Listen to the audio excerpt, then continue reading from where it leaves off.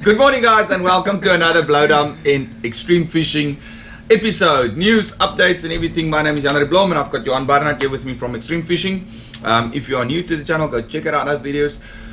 Every Monday morning, we cover a bit of what was happening in the last week. We talk about what's happening in this week, weather-wise, and then we dive into a little bit of tackle. So let's dive into last week first. So last week, again, a lot of galjoen. Still winter fishing. The guys are still catching the galjoen. Cape Town guys were catching galjoen.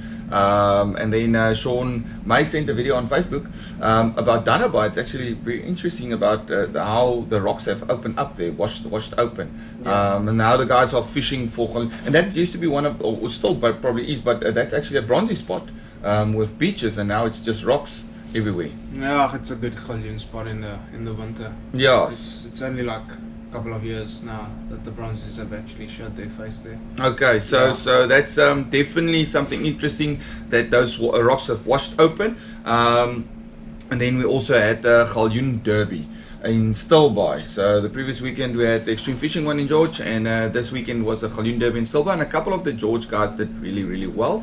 Not a lot of fish, or it was a tough competition. Everybody that fished it said it was a very tough competition to fish. Winning fish, I think, was about 51 or 53 centimeters around about there. And John May got a 19th place with a 41 centimeter. So you can imagine that if you catch a 41 centimeter galjoen, you win the 19th place. That's quite a lot of fish in a small space of positions. It's a lot of fish in that area of 10 centimeters. Guys that did well there, Dirkie Snyman and his team, the Scratches, they won 3rd place. And then Enrico Lesh and his team, what are they called? The Varas Smokehouse. They've been winning this competition. It's actually their 3rd year in a row that they have won this competition. So congratulations to those guys that won it. And then Jacques Malherbe, he claimed the heaviest bag for the day. So big prizes there as well. There's a couple of nice prizes there. And the comments and everybody that said it was a really nice comp. Tough fishing, but it was a really nice comp. Looking at the estuaries, still a couple of grunters coming out. Good areas to target. It's definitely nice now. Kleinbrak. And then the Eastern Cape, your Gamtoos River, those estuaries are really producing some pretty nice grunters for winter grunters. Early morning, late afternoon, bait you prefer was definitely your pink prawns, your mud prawns, and then some guys are catching them on a little bit of a chocker as well. I was out, me and Gion was out yesterday afternoon trying to get some lintworm, the tapeworms. But what a disaster. The wind blew us off the water. It was an absolute epic fail. But what was nice is we tested out the new Garmin EcoMap 9. I'll do a complete episode on that. That thing is amazing. The side view is absolutely amazing. The fish and the structures that you find on that Garmin, it's absolutely amazing. So yeah, I'll be doing a couple of tutorials on how to read your sonar, how to understand your sonar, how to set up your sonar, play around with the frequencies, the brightness and the contrast. It really does make a huge difference. Then yeah, that's basically the news from last week. Not a lot of cracker, not a lot of steenbras. It was big sea, so it wasn't ideal to fish for steenbras again.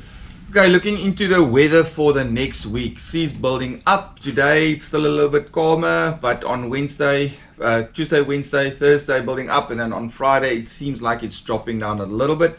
So weather looking better for this week. Normally the weather on the weekends is terrible. Yes. When nobody can fish, but looks like the weather might be clearing up a little bit towards the end of the week. So yes, we've been talking a lot about galjoen, and we want to do and white steenbras. But today we're going to start talking about the summer fishing a little bit, because it is starting to get a little bit warmer. Yesterday the water at the heads in Knysna was 17 degrees, so the ocean water is starting to warm up a little bit, and that means that your summer fish will start coming in. Yeah. So and we're going to be talking about cob, drop shotting and artificial lures of the surf. We're not going to touch, we'll make a different episode about estuary fishing for cob on artificials, but today we're going to really get into it with cob fishing from the surf, and this is actually a nice thing that you can do in the winter as well. Yes. So let's first talk about the conditions before we go into all the tackle that you need. What's the perfect conditions to go drop shotting? Because there's a couple of things here. There's plastics, there's soft plastics, there's hard plastics, there's drop shots. What the conditions, the perfect conditions to go drop shotting, and what type of banks are you looking for? What structure are you looking for when you're targeting specifically cob on artificials? Flat seas mostly, with overcast weather. Overcast weather is just a bit better for, can you say, fluking the fish into taking your bait. Structure wise, you're looking for that bank that you can cast on, nice and close, not too far. Paddle tails you can't cast very far always, so with the tail that it's got and the wind resistance it's creating, it makes your cast a bit difficult from the surf. So you're actually looking for not windy days as well, because you're casting, so you can't, unless it's from behind, unless the wind is coming from behind.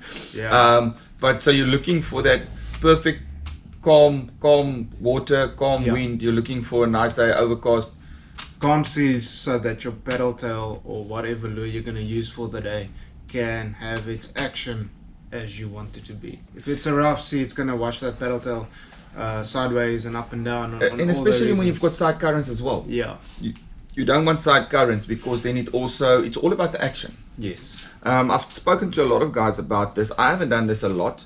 It's something that I really want to get into in the summer months, but it's something that the guys say is that the action is a lot more important than the color, Yeah, that is true. because your cob doesn't really hunt on sight. It's not like a bonito or a garrick or something that hunts on sight, or a tuna that hunts on sight, and that is really looking for a specific color on a specific day. Yeah. Or because they're looking for that vibration, because Yes. they've got that line, the side line that picks up the vibrations, and so they're looking for that vibration, they're looking for that movement, and if the current and the conditions isn't right, you're not going to get the movement on your Lure. plastic. Yeah. Yeah, so it's usually a slow retrieve as well. It's a very, very slow retrieve. If you somebody, yeah, I just wanted to say the same thing. If you think you're slow, go slower. Go slower. Yeah. So yeah, and then the bank, what are you looking for in the bank? You need deep holes on the side, deep hole in the front. What are you looking for on the you bank? can look for that gully that's in front of it. Okay. So usually your cob doesn't swim on the bank. We always go for the bank because the cob is there, but actually it's just before, as it's patrolling up and down for the food that washes off the bank, and then it patrols up and down that gully so it can get its food. So your bite is usually from off the bank into the gully. That's usually where the strike zone is. You guys have to remember, a Kabeljou is an ambush fish. So you will lie in the deeper water and come on to the ledge of that bank and hunt. So Cup your lure. Cup your lure. So yes, nice hair tuck there. Thank you. L'Oreal. They're ambush fish. So they'll always lie in a deep hole. They won't lie on the banks and feed on the banks. They'll come up and feed and go into the deeper water again. So you have to try and tease them out of that deeper hole to come and hunt on the ledge of the bank. Okay, so let's start off with your lures. Let's start off with the lures and the plastics and everything. So Yeah. we've got a lot of different plastics here, and the one thing that you must look at when you're looking at plastics is the tail, the paddle tail, because this is the important part that makes the vibration. So you have to look at the bigger paddle. So a good size in your paddle tails for Kabeljou. Good size is usually a preferred thing. It's not something like, I've also spoken to a few guys in my life. Some of the guys like the bigger paddle tails, the massive ones. This is the power bait from Berkeley, and this is almost also the same size and length. There's the McCarthy, and then you get guys that wants the smaller one. So there's some guys that believe bigger baits, bigger cob, and the smaller baits also get taken by the bigger cob. But you will, on the smaller ones, you will sometimes get it that you will only get the smaller cob. The bigger cob won't always go for the small ones. So yeah. Well, I've actually seen this when we deep sea fishing, and the guys go with 4 or 6 hooks, and they struggle to get the bigger fish when you're deep sea fishing. But we've put down whole pillies with a 10-0 circle hook, and then you catch a cobby this big. So I mean, that thing, the cobby's mouth can really open up wide. So and that's a 3 kilo cob. That's a 3 kilo cob. So I would definitely say that go with a bigger paddle tail.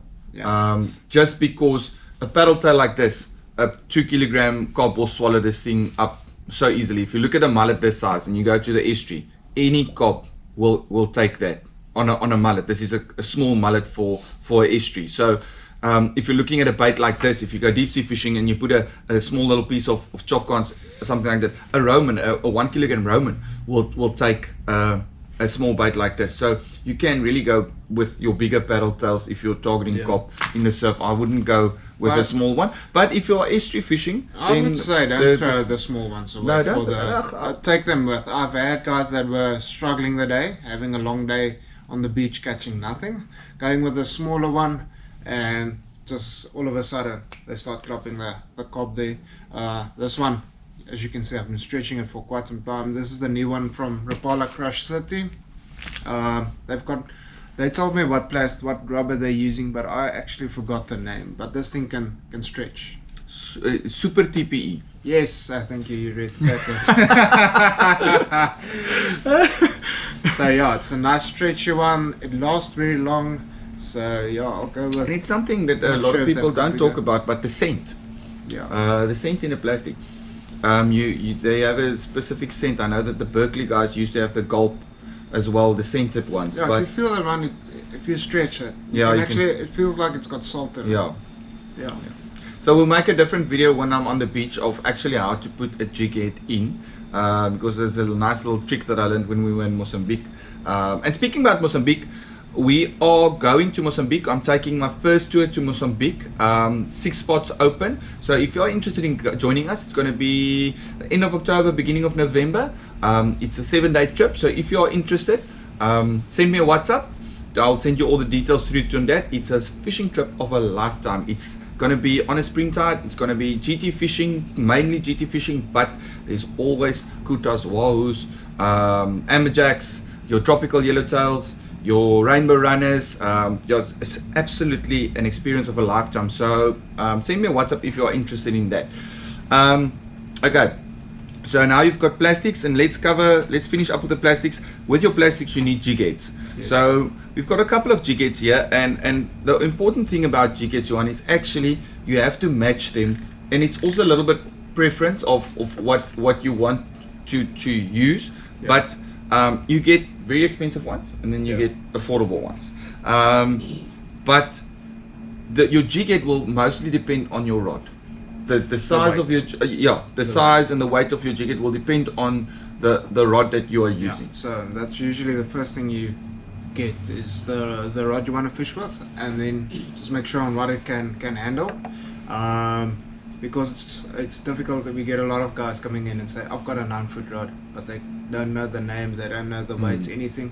So weight preference on a rod is super important. That can make or break your rod, or that can make it so you can cast with it or not. Going too light with the rod, you won't be able to cast far. Going too heavy, you will break the rod. And everybody thinks that now you have to have a 1 to 3 ounce or 1 to 4 ounce spinning rod, but that rod is weighted for a specific weight. So you can actually cast just as far with a 1 ounce as somebody can cast with a 3 ounce. Depending on your rod, depending on your reel setup, your braid that you're using, depending on everything, you can set up a lighter setup and actually cast farther. Yes, you can. Than somebody with a heavier setup. So when you're fishing for this, you want nice and light setups, obviously. So we've got the Fishman jig head. This is the ones that we were also using in Mozambique. And then we've got the CID jig heads with our owner hooks. We've also got the bull nose from Blue. BLU jig heads. And then we've got the Mad Mullet jig heads. The round jig heads. The round jig heads. I like your selection you took there. There's actually one we forgot. Which one? What we call the Carolina rig, or what some people call the Cob Hunter. There's so many names for this rig. It's usually where your hook and your sinker is loose from each other. Oh, I saw that one. Yes. Yeah, okay. And it works exactly the same way. It's basically the same. It's mostly when you fish rocky areas. So what's important for me when I'm looking at jig heads is these little thingies that keep your plastic in place. Some of the jig heads, the plastic comes off very easily if your jig is not properly designed. All of these are really, really nice jig heads. So, and you're looking for that almost angle that goes back towards your jig head to keep them in place. Yeah. And a jig head is very important on the action. You get jig heads with that creates a little bit of action on their own, and then you get just your normal sinker, ball sinker jig heads. So yeah, it's important, and a good piece of advice is to go and play with it. To go in the bar. in a swimming pool. You can go in a swimming pool if you've got a swimming pool. If you've got a friend's swimming pool, go and check your action on your rod, because every rod tip also has a different action. Especially when you're playing with your clones and your bucktails and stuff like that. It's really important that you understand what you're actually doing with your rod tip. So if you're casting and you're just reeling, you want the bait just to bounce on the bottom. So you want that bait to kick up sand as it's just bouncing on the bottom, and that tail's wagging at the end. So you want that to kick up sand, and that will attract the fish. So go and check in a swimming pool how fast you must reel to get the action that you actually want. Okay, so yeah, we've covered the jig heads. Let's go into the bucktails now. This is something that I've not fished with at all. Yeah. But I've heard a lot of the guys, and that's why I like coming here, and that's why I like coming to Tackle Shop. They get all the inside info. Yes. You guys get all the inside info, and this is also very effective off the surf. Yeah, bucktail is a thing not many people know. There's only like a handful of guys I actually know that do understand the bucktails. A bucktail is actually one of your easier lures to handle with, because it's got so many actions on it. You can pull it straight in with a medium speed to fast for leeries if you want to target them, or you can also do a slower but pitching action. Okay. But on that pitching action is where the trick actually lies. You don't have to look like you're jigging in Mozambique, you know. You don't have to go. It's just you can actually give it a small, so it just bounces off the sand the whole time. So you let it drift down and you bounce it off. Yeah. And you let it drift down and it bounces off. So Right? you have to wait for this thing to hit the sand. So it's a cast. You wait a few seconds, just get that slack up, wait, and then when you can have half an idea of how long it will take to hit the bottom, that's where your swimming pool thing comes in. So now you know how fast your jig is. These things usually drop down fast, but they do have a delay on them, and then you can just start twitching them, bringing them in twitch. And so it's a twitch, pick up the slack. Twitch, Yeah. pick up the slack. Just another thing on paddle tails, bucktails, and the others we're going to show. There's one thing that the guys that do spinning have to understand is wind knots. It's not always about the reel and the rod. It's gotta play there, but sometimes, like for instance bucktails now, where you do have that jig where you do have that bit of slack somewhere in your line and you start reeling, that slack that you make on your reel that also works toward a wind knot maybe later on in your cast. Because you don't have that constant tension when you're reeling up. And you can't always have that constant tension. If you're gonna focus on tension on your line instead of focusing on your lure that you're casting and where you're casting, you're gonna miss the fish. So get ready for a few wind knots now and again. It's something you have to learn by yourself. Best thing to have in your pocket is a lip ice. Yes, So the you handy just- little tip there. Handy little tip. Yeah. Lip ice. Just put lip ice on that knot, pull it slowly, and whoops, it Yeah. slides out. It really does work. I learned that as well. Lip ice, just a little bit of Vaseline lip ice on there, and wind knot will slip out. And if you ever get the tip to throw baby oil on your braid for that to help, Don't. just don't do it. Don't. It's not a good tip. No. I've heard it before. It's not good. Okay, let's finish up with the lures. So these clone lures, I really really enjoy the clone lures.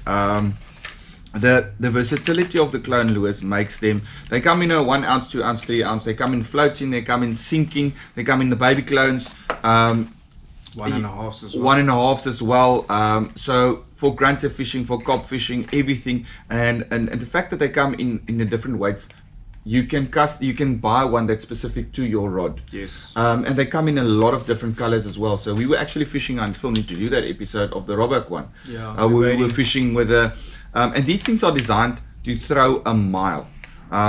They really do. If you get the action right, and this thing turns into a little torpedo, and you can really throw this thing. And the guys have been catching a lot of carp on the clone lures off the surf. I know Uncle Mike, he catches a lot of fish on the clones. He prefers just the clones.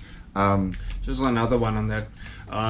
Guys fishing paddle tails, guys fishing harder lures, if you can call it that. You get a bunch of these type of lures. You get Rapalas. Rapala actually brought out now a new one, the Xander Special. It's not new, it's just new for us. It has been on the market for quite some time. It's a different action you use. So I've had guys in my shop, and this is the interesting thing.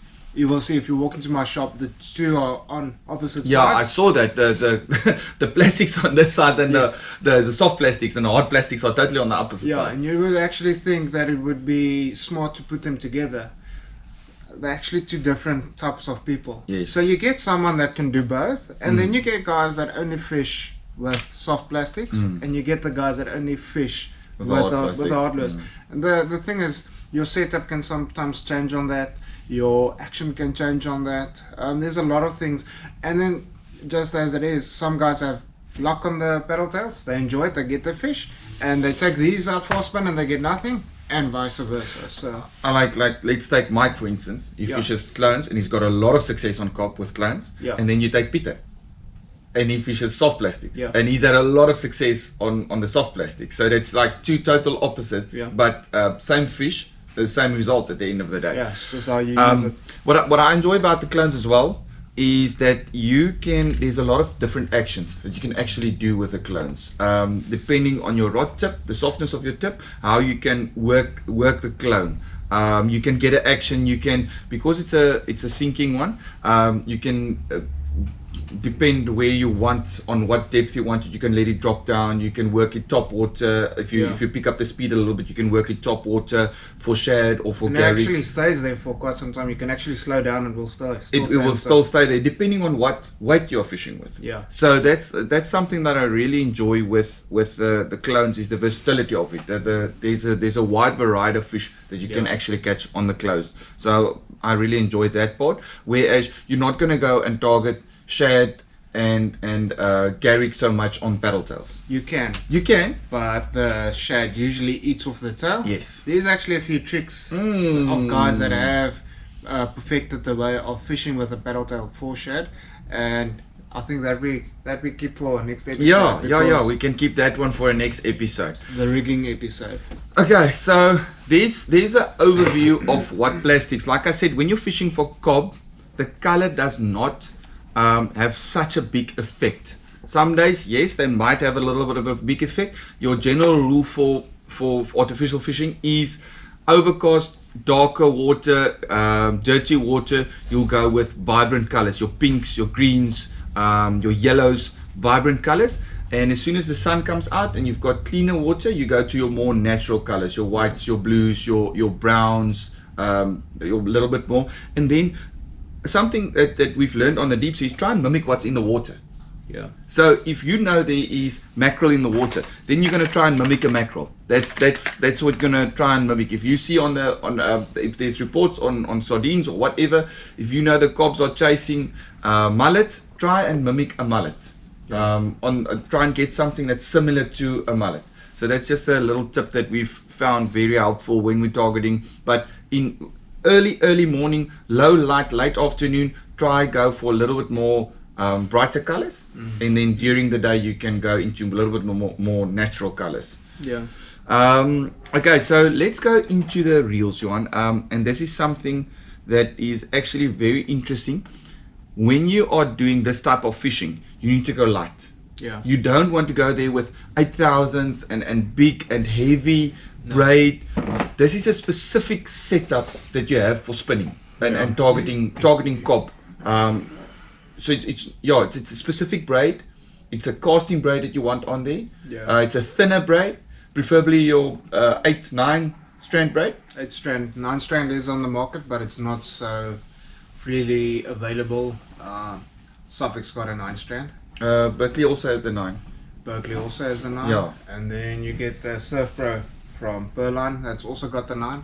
But like your Suffolk's, it's quite expensive. It is expensive. It's I like know. almost 1,500 rand for 275. Yeah, I know it is very expensive. The It's Berkeley, super nice. the Berkeley one that I've got the Berkeley ones on my pen spin fishers Yeah. that we fish with, and I must say that is super smooth, super But nice.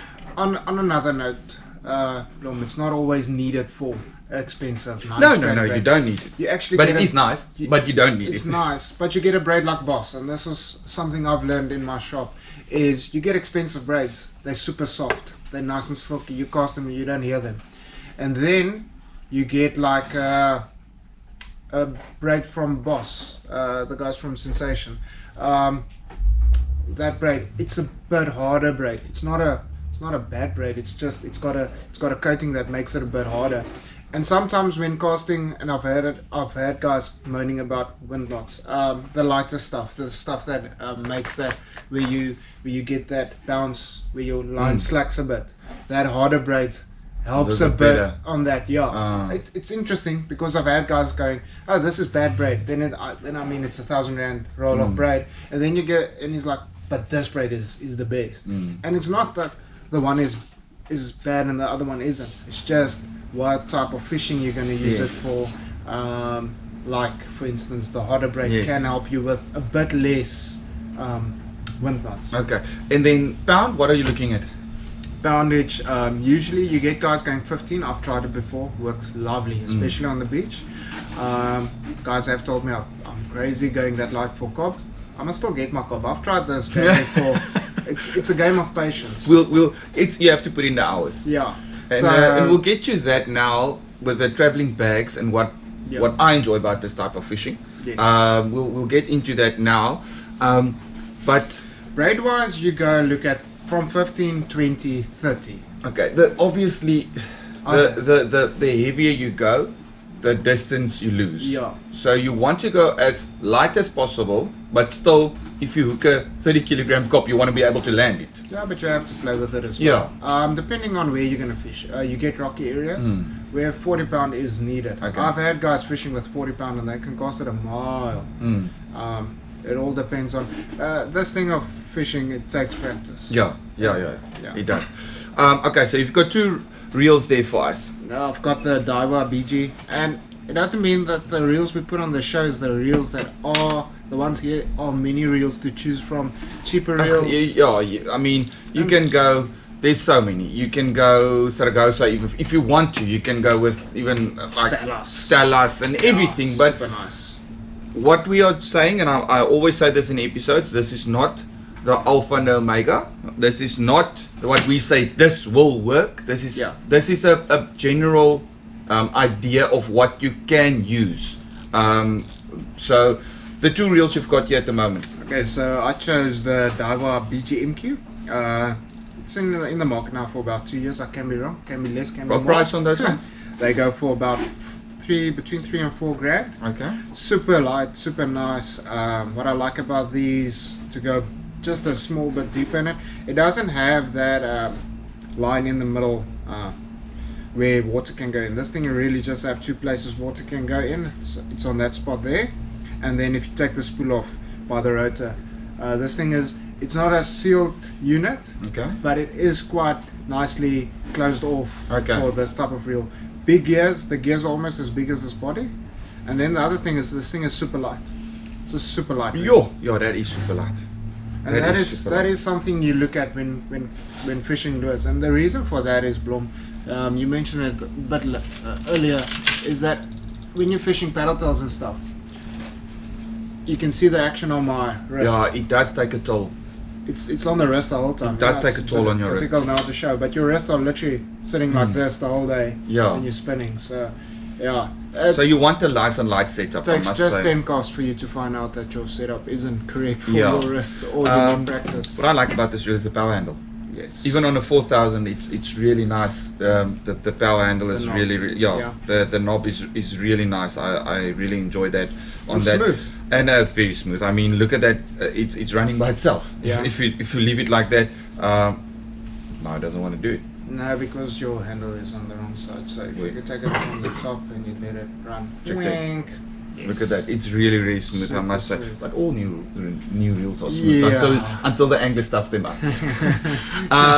So if you look at that one, that is the Azores, Akuma Azores. And if you just look at the handle, if you're going to be casting the whole day long and reeling in slowly the whole day long, it might take a pounding on your hand. If you don't have a proper handle, that handle is still very nice compared to those little handles that you normally get on a 4000 reel. You get those itsy bitsy handles. So make sure that you have a nice feel. You must like the handle. Yeah. It sounds silly to say that. Make sure that you like the handle on a reel. But if you're going to be casting and reeling in for 3-4 hours, you must be comfortable with your equipment. Yeah, it's just on the way you grab it as well. Yeah. Actually, when you're fishing, you don't focus on the grab, but with handles like this, it's usually like this in your hand. You're just gonna reel it in. Where this has got more like a full hand grab on it. But at the end of the day, you grab it like you want. It's preference, and those little Azores reels are really, really amazing. I've got 2 on them when I'm fishing for grunters and carp in the estuaries, and they really are amazing. Super smooth, and we caught those nice. I caught that one 16 kilogram on it, and we had a couple of smooth hounds on that 4000 paired with 15-pound braid. I think we put a boss braid on that one. Oh, amazing, absolutely amazing reels. Yeah, and then I think now on why I took the Sakuma is when fishing for carp, you never know what you're going to get. You can get a small carp, you can get a nice big carp of 10 kilos, 15 kilos, and then you need a bit of something that can hold it for you. So your Akuma's got the dual force drag in them. So DFD. Yes, it's a drag at the bottom of the spool and at the top, so it helps with smoothness. The Daiwa doesn't have that one. Not this one. No. Okay. But your others will have it. But they engineered them so that the drag that is just on top is just as good. It's just as strong. I mean, this reel goes for just under 2,000. For the price difference between the two, I mean, putting something in a reel like this for this price range, it's quite big. Like, not saying something bad about the rest, but usually you only get them in the higher end of reels. Okay. Where Akuma's got them on the lower ranges as well. Your mid range. Yeah, so Shimano's sometimes only from the Saragossa, Daiwas. I'm not sure, 100% sure if the Daiwas do it later on. The Cetates and so on, I mean, that's a 14 grand reel. Oh. So, yeah. Yeah, so, I must say I really enjoyed my Azores that I've got on my boat setup that I'm fishing with. And if you're a guy that you don't look after your tackle, nice and rugged reel, it's got a metal body on it, it's not sealed. If you are hard on your reels, don't always look at sealed units. Sealed units sometimes can get the water in and you can't get it out, and you're only gonna service your reel like when you list to service it, or you're gonna service it every second month. The thing about servicing your reels as well, we've had lengthy discussions in the shop about that. People come in when something breaks, and then they want to service their reels. And then they want a brand new one. Yeah, and then they want to service their reels. Your reel is basically like your car. You have to service it every now and then, depending on how many casts you've had, depending on how many fish you've caught. You can't just come in when something breaks and then service your reel. So even when it's still fine, let them grease it up again, and your reel's going to last a lot longer. To when it actually breaks, and then you want to service, and then you want to complain about the parts that's broken inside, because it's just a service. Yeah. It's not a service. Then it's damage control. And parts aren't always parts. available. That is a headache in the fishing industry at the moment. Not all of them. Some of the guys that we work with, they do have it on hand. But there are a few companies that do struggle. We will never know actually the real reason for that. There's a page of reasons why. But you can't expect to buy a reel 10 years back and it's been discontinued, and then for the suppliers to still stock those parts. So you do get them that still stock the parts, but I mean you can't expect that them to stock something that's been off the market for 10 years. Yeah. So that's where a big problem comes in from parts wise. Yeah. That's a big. Okay, so yeah, that's two really nice. Like we said, there's so many reels that you can. I mean, you can actually go with a Shimano FX if you want to. 4000 FX. There's Our nothing. bad guys do that. There's nothing wrong with that in going for a entry level reel. I would say the best decision to make is when you go this. Is come into the shop and come chat to us, or go do your research. I always, when I buy something new, I do my research on it extensively on the internet, and then I would go into a shop or place that I prefer and go ask about it, and then maybe buy if I know what I'm buying, or I'll still think about it, come back again, and then do my buy. A good idea. What I sometimes do when I enter a new facet of fishing is I start with entry level. Yeah. I go and check it out, and then I get a feel for, yes, this fishing is for me. No, this isn't. This isn't for me, because you find a lot of times that guys go and they buy the most expensive stuff, and they buy the best rod and the best reel, and spend thousands of rands on equipment, and then the fishing's not for them. You see it a lot in spear fishing, where guys buy the wetsuits, they buy the spear guns, they buy the best stuff, they buy carbon fins, and then they can't hold their breath, or they get ear problems and they don't like that type of fishing. So that's another option. Is if you really enjoy this type of fishing and we want to start fishing like this, you can start entry level, because there's a lot of affordable stuff that you can actually get going. It's not an expensive sport to get going in the drop shot and stuff like that. No, you get combos where you can fish with them. Just check them out. It's not always to say it's a combo for spinning. It's the correct one. No. Make sure you get a budget of about just over 1,000 or so. Yeah, but you can get away with it. And get one or two things. Don't go and buy the whole range of paddle tails and the whole range of that. So take one or two, go quiet, come back, and rethink your. Okay, we've got 3 different rods here, Johan. Yes. Talk us through the rods. Okay, just a quick one. We've got the Kuma Matrix. This is a very nice rod. Beautifully built, white blank. I love the look at it. Yeah, it's like a pearlish white. They made it. It's not everybody's flavor. I love it. But for paddle tails, this one have been chosen as the best paddle tail rod. Really? Yeah, it is a 1 to 4 ounce. Can take quite a weight, but the bend. When you're fishing paddle tails, you want something that can bend quite nicely. This thing has got a nice parabolic bend. It's a nice soft tip. As I said, it does handle a 4 ounce weight like nothing. This is something that gets thrown around a lot. What is a parabolic bend?